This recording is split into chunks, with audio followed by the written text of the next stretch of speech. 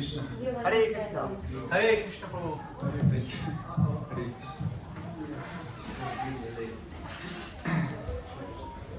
So today is going to be a class on Pada Sevanam, serving the Lord's Lotus food. And we're going to start with Jaya Radha Madhava.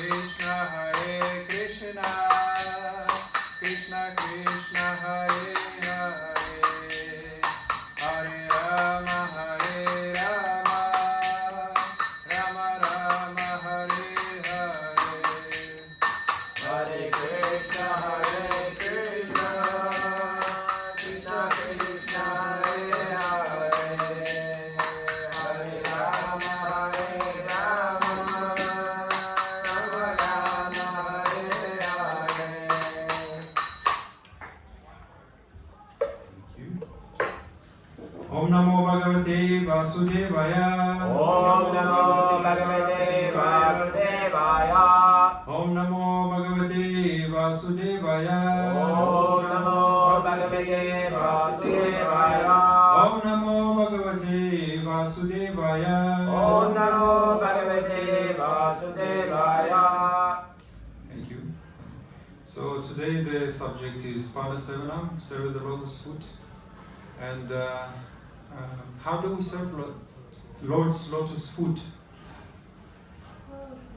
Anyone would like to say something? Like Lord Hanuman. Like Lord Hanuman, Hanuman. he is serving the foot of the Lord Rama. Yeah.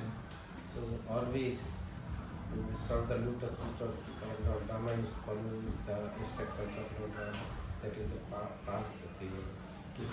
Yes. But those who are not familiar with, perhaps I think perhaps everyone is familiar.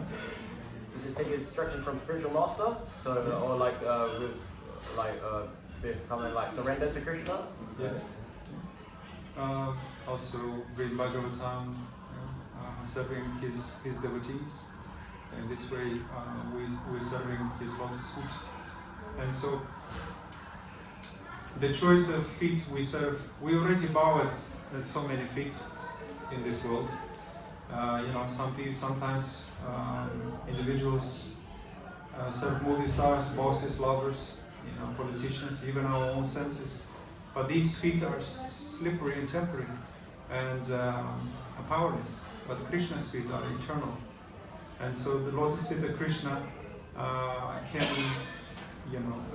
through this process we can attain him. But if we only dedicate our lives to serve, someone who is temporary, therefore we have temporary results. And but Krishna's lotus foot, they are the only shelter that never abandons us. So remembrance is love in the mind, because previously I gave a class on the first three lenses, and so this is the fourth limb, which is serving the lotus foot, and the first two comes hearing and chanting, and then remembrance, and so this is the fourth, and serving to the lotus feet is love in action. And so because remembrance means that the beloved lives constantly in the hearts of the inner space, and to give someone that place in our mind is the purest form of love. Sometimes we can, when we are not serving somebody, but do the opposite, a disservice, we don't hold them in our mind. So it's to have this non-resistance within our mind, to keep someone in our mind. It's a very special place to be, right? They become very dear when they're constantly within our mind. We're constantly thinking of them and visualizing our relationship with them, how we serve them. And so in this sense, when we allow Krishna to be within our mind, he becomes very dear. So the opposite of remembrance is neglect. When someone no longer has space in our mind, it means they've been replaced by indifference. And indifference is colder than hatred because it erases their very existence in our heart. And this is due to whenever we engage primarily in self-gratification, then we gradually forget Krishna. Because we're serving the lotus feet of money, for example, or boss, of friends, and also superstars or politicians. So therefore, our mind is so full of everything else but Krishna. And so, when was the last time you felt that serving someone else's feet was the highest honor, not humiliation? Sometimes, if you take the literal meaning of serving the lotus feet, it feels like a humiliation, especially in the Western world, to bow down to someone's feet. But this is not what it means. So in the material world, touching someone's feet might feel degrading, but in bhakti, the feet represents access, becomes accessible. Serving Krishna lotus feet is not lowering yourself, it is rising to the place where the soul finally stands firm, free from illusion. So, so taking, serving the lotus feet is attaining that place where Krishna resides. And it starts from the bottom. Just like Darshan, it starts from the bottom. We start gazing at his lotus feet, because we're not qualified to go straight to his smile. We are too attached to unwanted things, and therefore we become contaminated. And in that state, we're not qualified to see Krishna's face. So we start from the very bottom, and in this way we start gradually raise our, we elevate ourselves in his eyes. And so we don't feel ashamed to look in his eyes. Because when you feel guilty, you can't even look in someone's eyes. But when you do everything right according to the scripture, then you have the courage, because you become pure, you have the courage to look in someone's eyes. So why do so many traditions emphasize touching or washing the feet of the holy? Anyone know?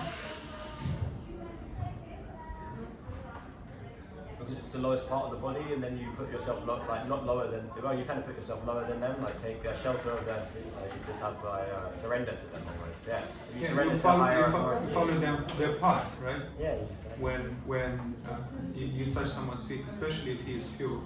And essentially, when we touch our feet, we want their blessing, their mercy, right? And because the feet carry the whole person, when you wash someone's feet, you touch where they have walked, their journey, their sacrifices, their service. By serving the lotus feet, you align yourself with his path, walking where he walks and living where he lives. And so that's just like even Jesus once said, just surrender everything and follow me.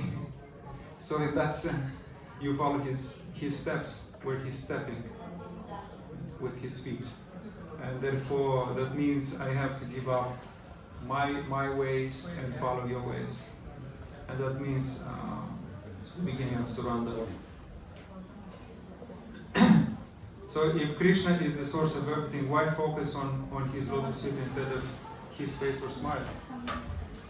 The question that I previously asked. I thought to ask certain few reflective questions in the beginning, so we can dive into this. So because his feet are the most merciful entry point, the smile of God is too dazzling for the conditioned soul. The embrace of God is too intimate for one still covered by ego.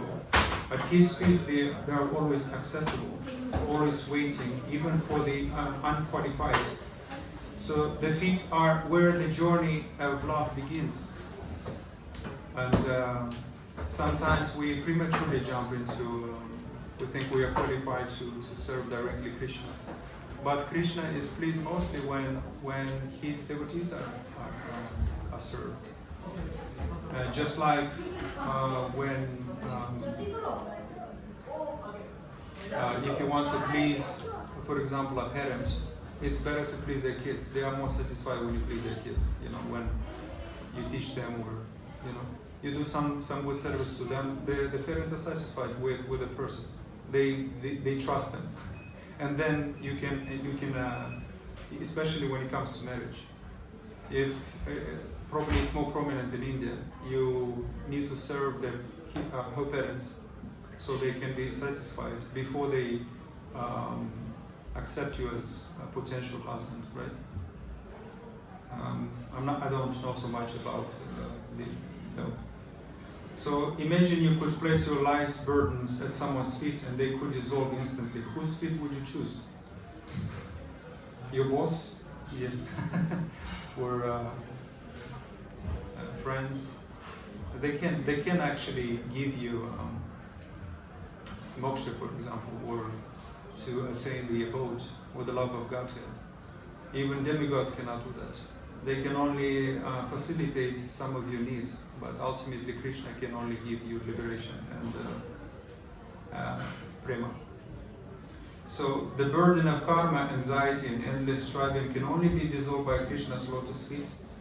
And why? Because the feet represent shelter, the only shelter that never moves. And so when we place our burdens there, they don't just vanish, they are transformed into service. So these are the only activities that actually transforms us. When we engage in eternal activities, which is bhakti, devotional service. And therefore they are akarma, non-reactive. Here is a beautiful example. What is more intimate, serving Krishna with our hands or with our heart at his feet?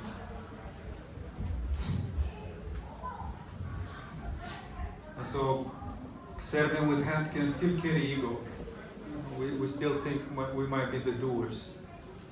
But serving with our hearts, we take pretty much shelter at his lotus feet. And so by bowing at his feet dissolves that ego. And is the most intimate act because it's the most vulnerable. And you literally put yourself in the lowest place. And so serving with the heart means letting go of I did this and letting Krishna's love flow through you. So true service is not what you give, but how completely you surrender yourself in giving. And so therefore, whose feet are you serving now? It's a good question to ponder. Is your boss, is your senses, your ego, or lotus feet?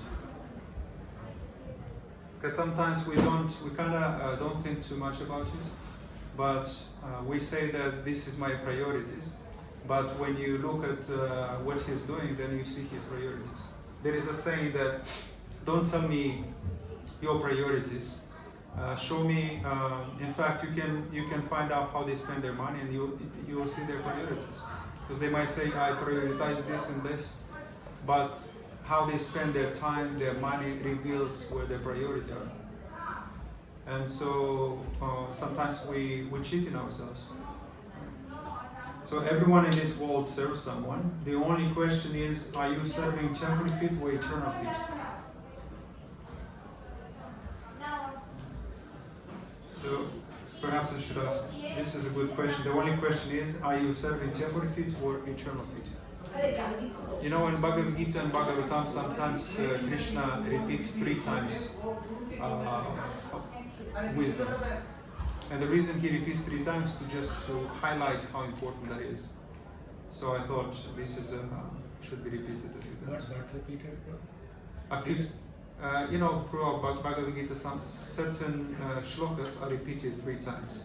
This is the only way, this is the only way, this is the only way. Yeah, 932 read 16. Yeah. Like that. And sometimes it's not just that verse. There are many verses that repeats that a few times, just to highlight how important that is. So, yes. So one in Chaitanya Charitamrita Madhya 22:102. It says that when a devotee does fully surrender to Krishna's lotus feet, Krishna accepts him as one of his confidential associates.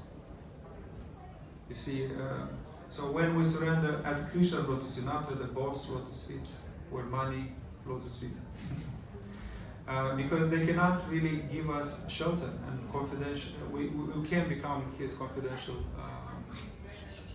associate, but if we only surrender to his feet, then we can become his confidential associate. So that's the key.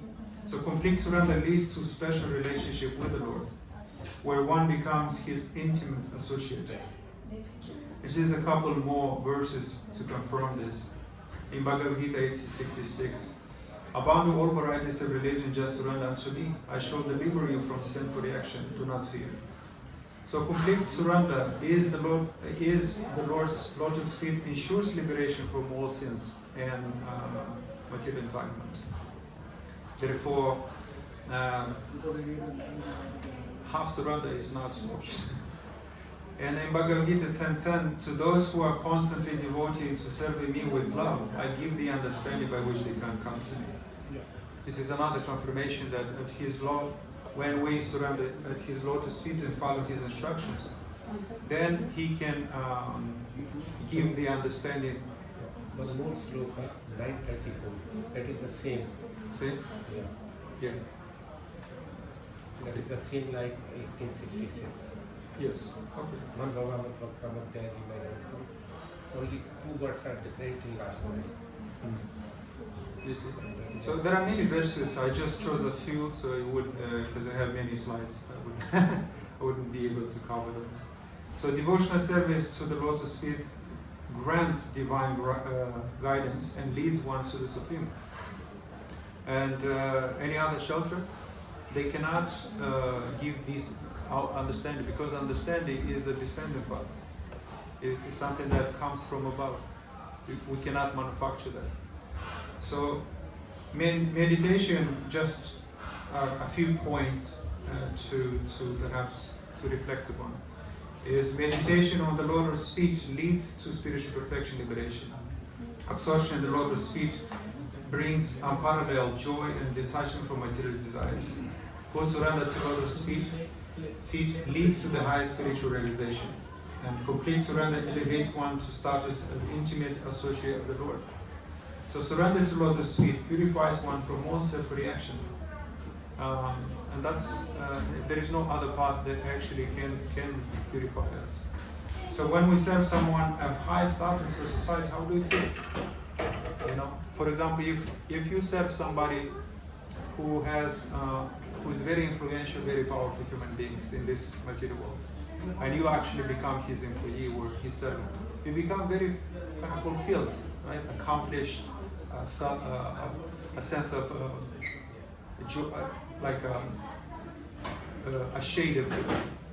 And so if serving one of high authority in this material world gives us some kind of pleasure, imagine if you serve the king of the universe, who is the most, the highest, the most elevated, the purest of the purest. How would you feel? Why settle for the temporary authority when you can settle for the eternal authority, who is the creator of the creation? And so we have basically two options: to serve the creation or the creator. And so if you serve the creation, you have temporary results, but if you serve the creator, who is eternal, therefore you have everything is eternal. So here's a good analogy. Imagine standing in the middle of a storm without shelter. You will sort away. So serving the lotus feet is like standing beneath an umbrella, unbreaking umbrella. Life's storms still rage, but you are safe. Right? So in the storm of life, everything clings to that, to be, everything you cling to can be torn away. But the lotus feet, even with winds of chaos, bow down. Nothing can reach the souls that has surrendered.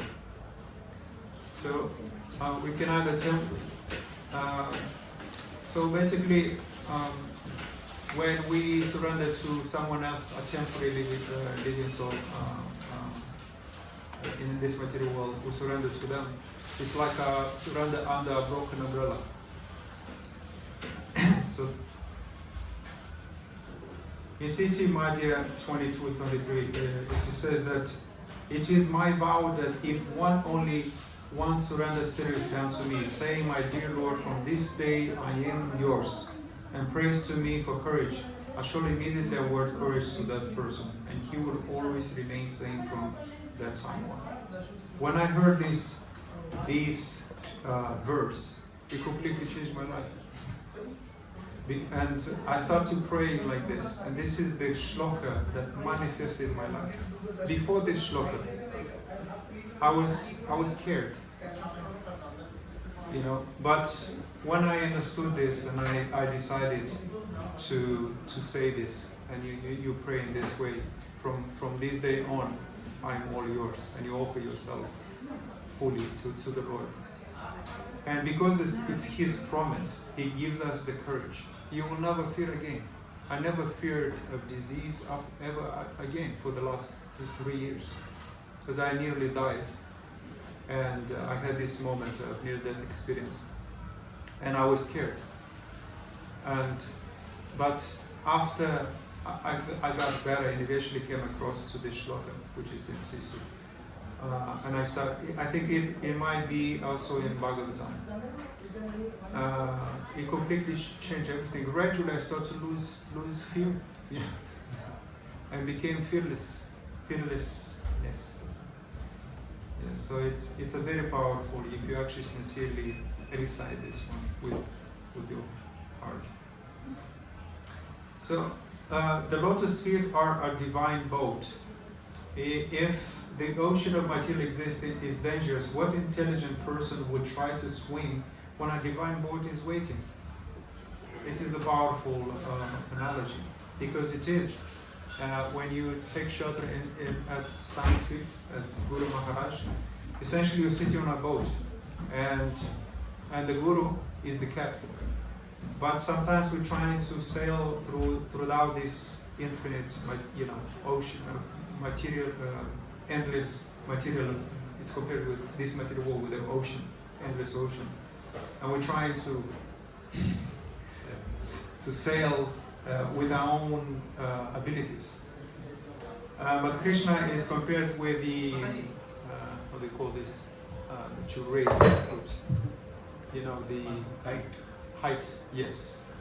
So he is compared with the height, and you just need to raise him, and he will take you by the wind. Sail. Yeah. So you can be carried by the wind. You don't have to do it, manually with your own effort, trying to swim throughout the ocean. You can rely completely on the wind. So the ocean of material life is vast, turbulent, and filled with hidden currents that can drag even the strongest into despair. Yet the Lord has placed a sturdy boat right before us, His lotus feet. Only the fool will risk drowning when safe passage has already been offered. And that foot is the foot of a guru. Because Guru is as good as Krishna. Therefore, when we surrender to the Guru's foot, we surrender to Krishna's feet. And so we, in this way, can attain his abode. It is one, in Bhagavad Gita 251, by thus engaging devotional service to the Lord, great sages or devotees free themselves from the result of work and material world. In this way, they become free from the cycle of birth, death, and attain the state beyond all miseries by going back to Godhead. So the liberated living entities belong to that place where there are no material miseries. And in Bhagavatam 14:58, it's basically the chapter about Prahlad Maharaj, the son of a demon. So he says that for one who has accepted the abode of the lotus feet of the Lord, who is shelter of the cosmic manifestation, is famous as Makunda, or the giver of mukti. The ocean of material world is like water contained in a calf's footprint. Parampadam, where the place where there are no material miseries, or Vaikuntha, is the goal, no place where there is danger in every step of life. So in the purport, a piece of the purport, it says that owing to ignorance, one does not know that this material world is a miserable place where there are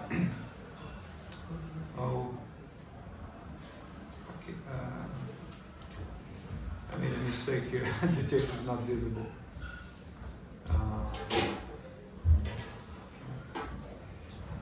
251.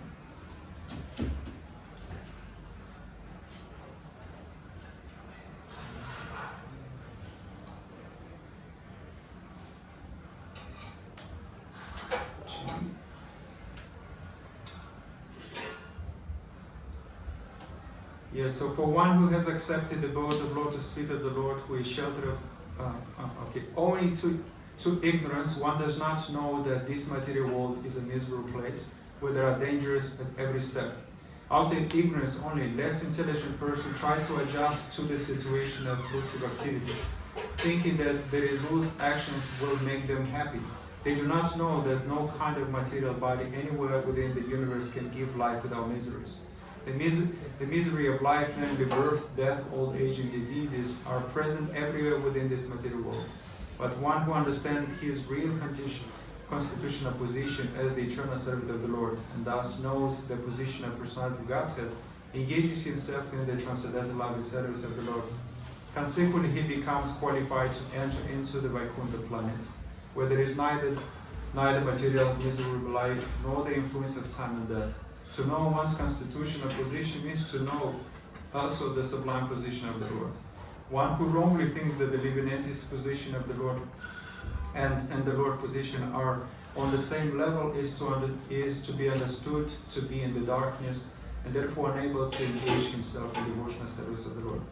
He becomes the Lord himself and thus paves the way for the repetition of birth and death.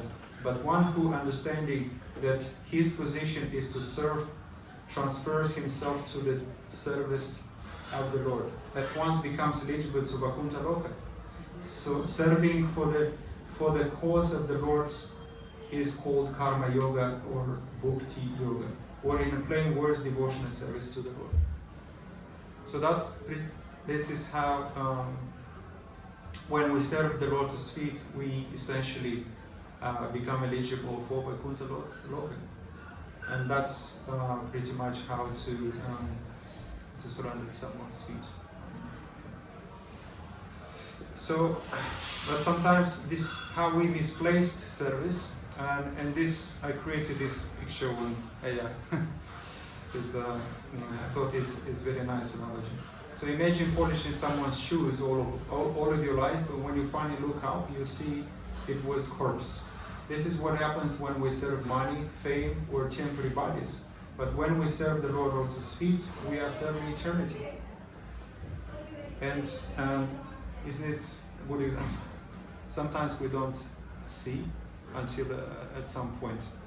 So, whose feet will you bow when everything you served in life is taken away by death?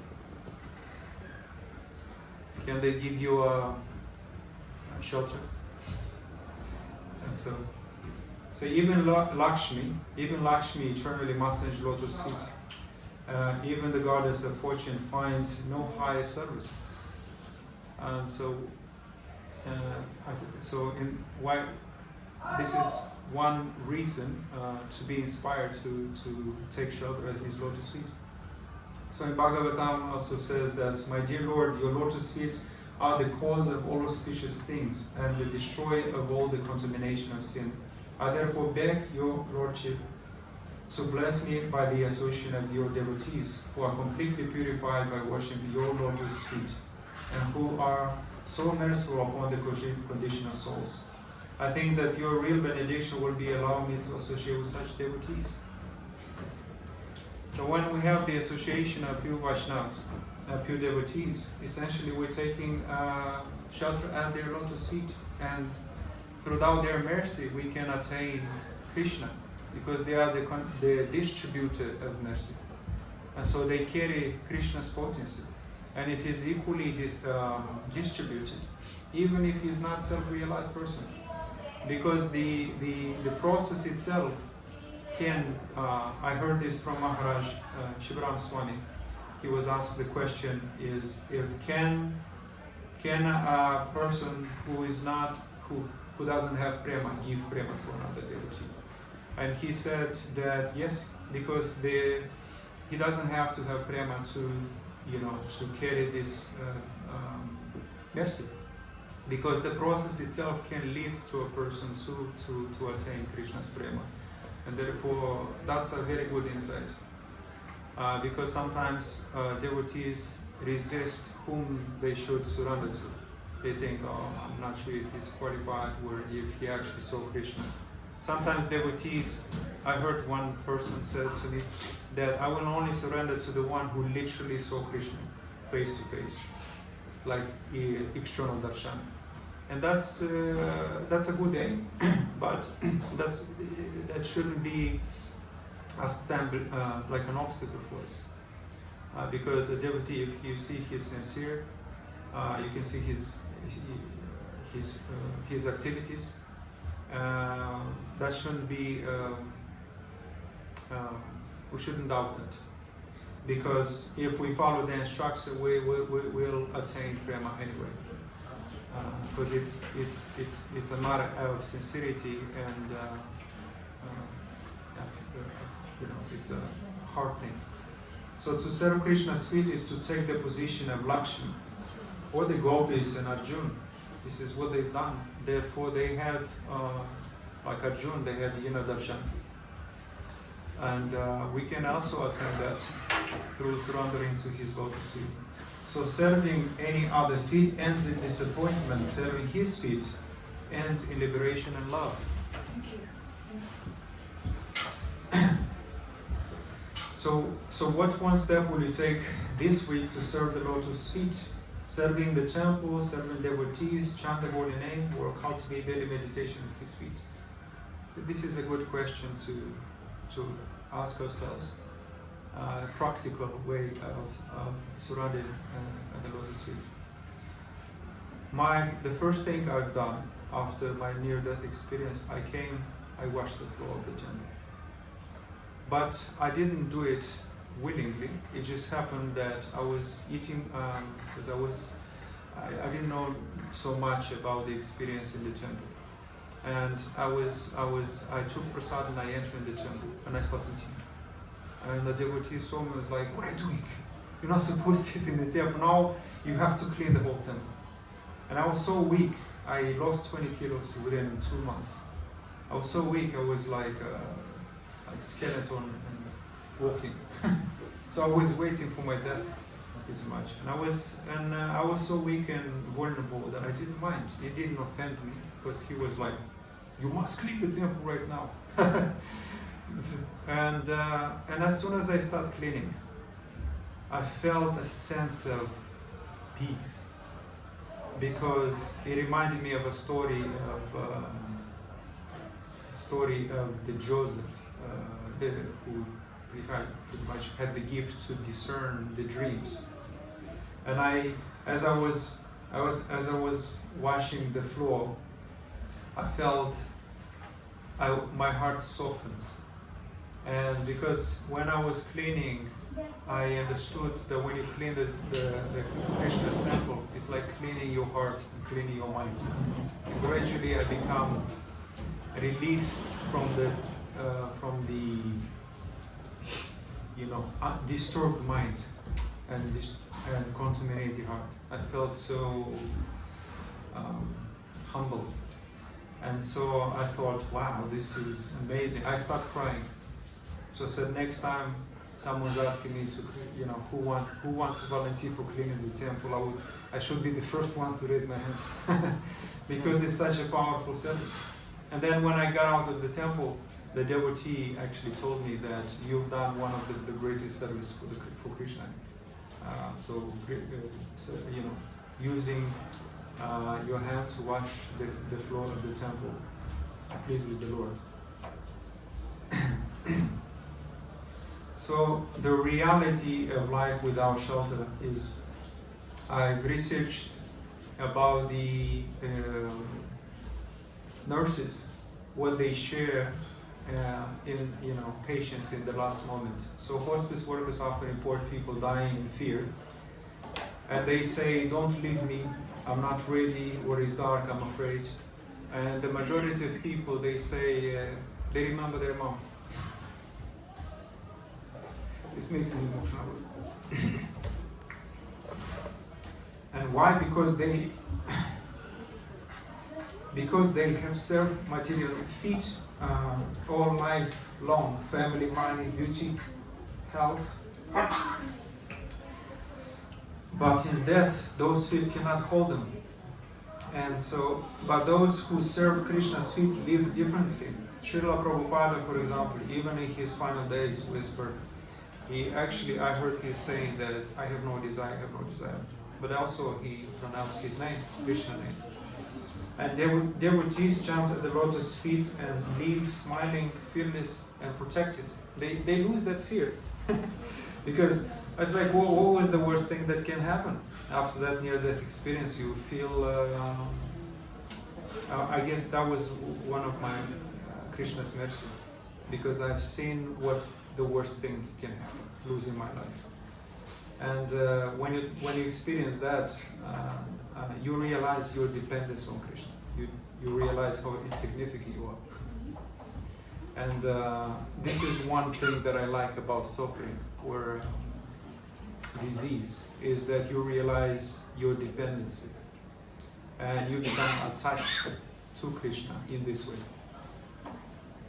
And so that if someone experiences this, this is his way of bestowing mercy on his devotees. It's like mercy in disguise, felt as calamities or disease. So you have seen serving, if you have been serving the feet of money, will a stack of bills protect you at your last breath? If you have been serving the feet of family, can they walk with you past the cremation of life? When the time comes, will your hands, by clutching a hospital bedrail, or folding in service at the lotus feet of the Lord? This cannot, money cannot really remind us of Him. Yeah.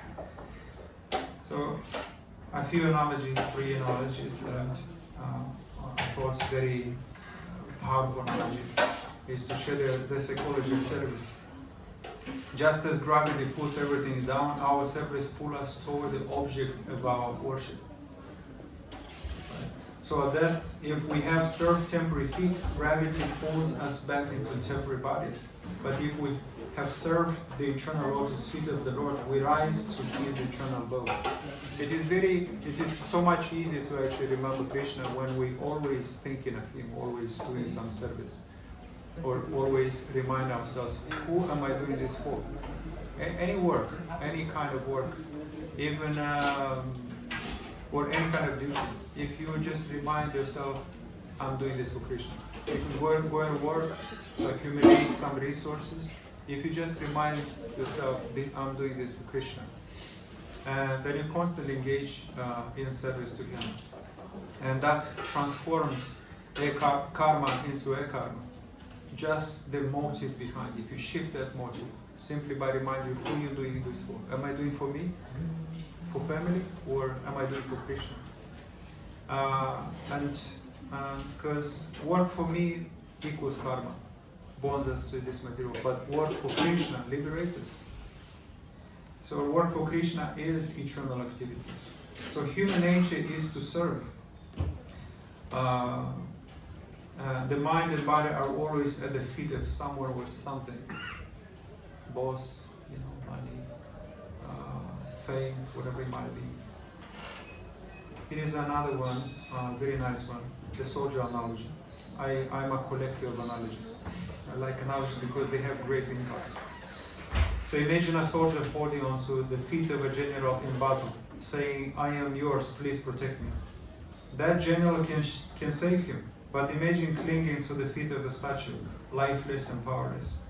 So that is serving wealth, fame, or ego.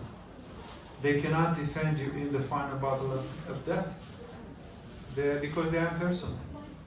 Money, fame, status, these are impersonal things.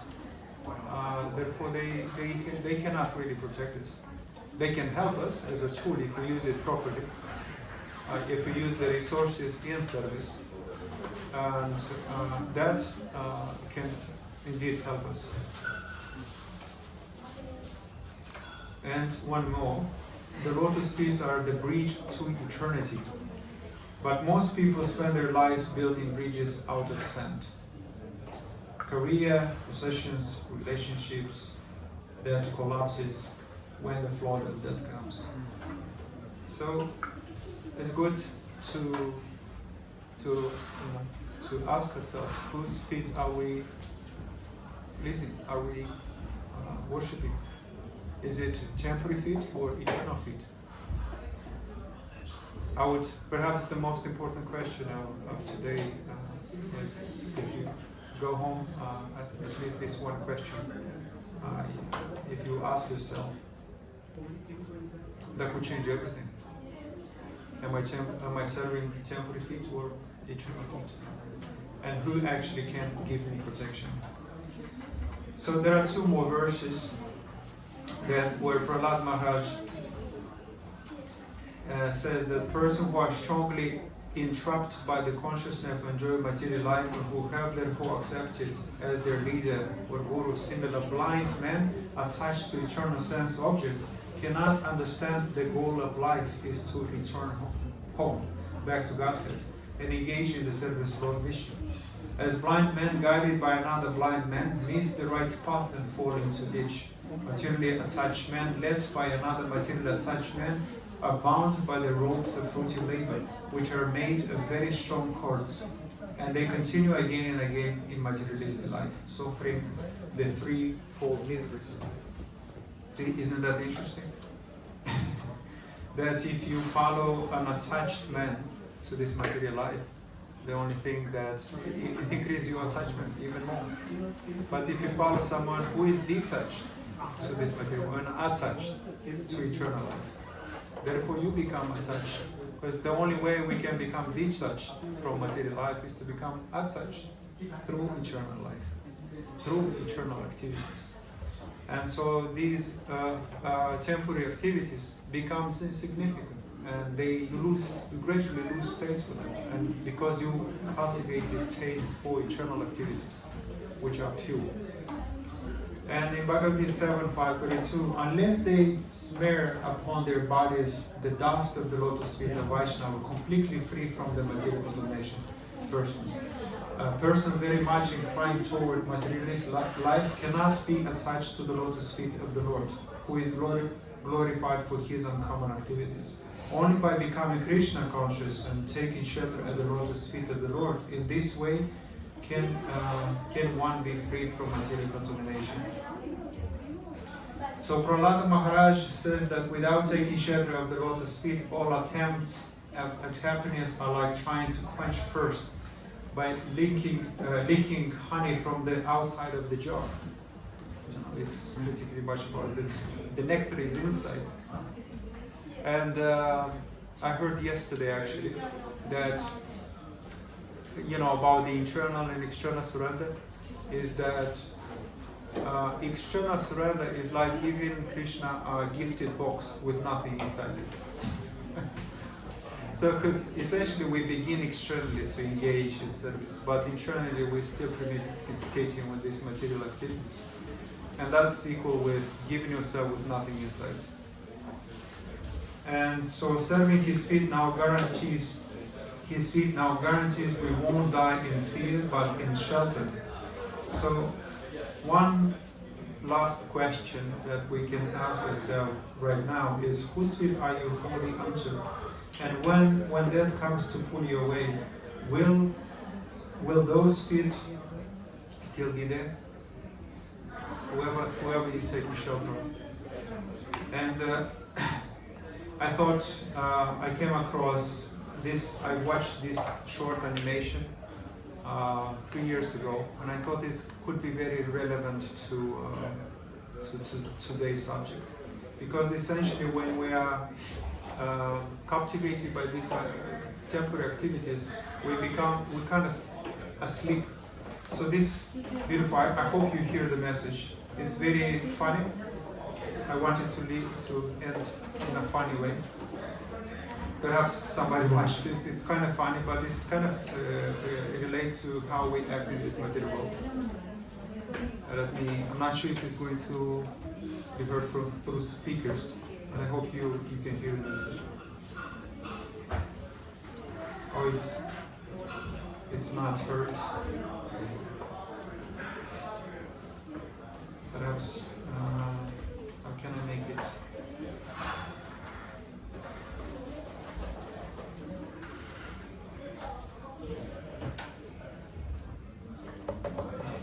gently put this way, perhaps you can.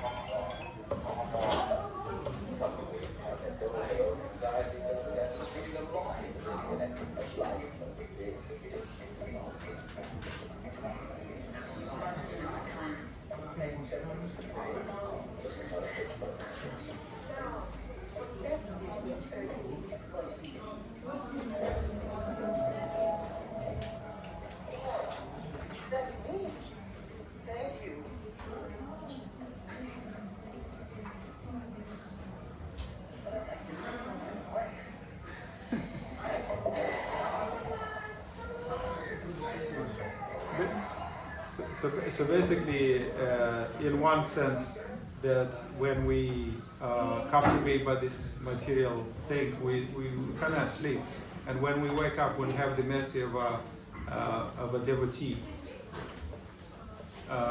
We start to wake up and not caring for this material body anymore, but for our spiritual body, for ourselves, to satisfy the needs of the soul, not just of this material body. So I thought it's very kind of funny. And yeah. So with this one, I'm going to conclude. Thank you. Thank you. Hare Krishna. Hare Krishna. Yeah.